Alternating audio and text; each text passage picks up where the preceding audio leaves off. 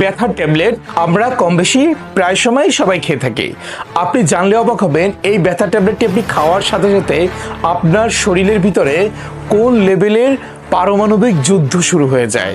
জি, আপনি যখন একটি ব্যথার ট্যাবলেট গিলে ফেলেন তখন কিন্তু ওই ব্যথার ট্যাবলেটটি গিয়ে আপনার ব্যথাকে সম্পূর্ণভাবে কমায় না কিংবা আপনার ব্যথাকে বন্ধ করে না।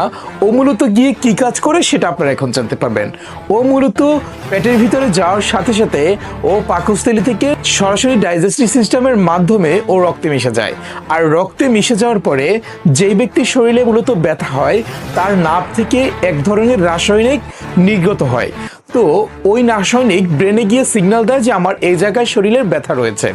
এই পেনকিলারের প্রথমত এবং প্রধানত কাজ হচ্ছে ওই সিগন্যালটাকে বন্ধ করে দেওয়া।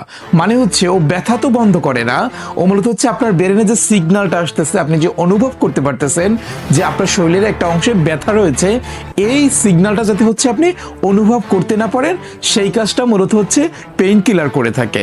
এর যদি আমি আপনাকে সহজ একটা উদাহরণ দিই তবে আপনারা খুব ভালোভাবে বুঝতে পারবেন।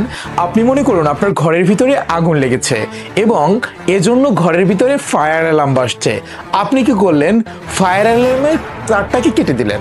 মানে হচ্ছে ঘরের আগুন তো নিবালেনই না, ঘর ঠান্ডা করলেন যাতে করে ঘরে কোনো রকমের কোনো ঝইঝামেলা কিংবা সাউন্ড না আসে। জি, এই কাজটাই মূলত হচ্ছে পেইন কিলার করে থাকে।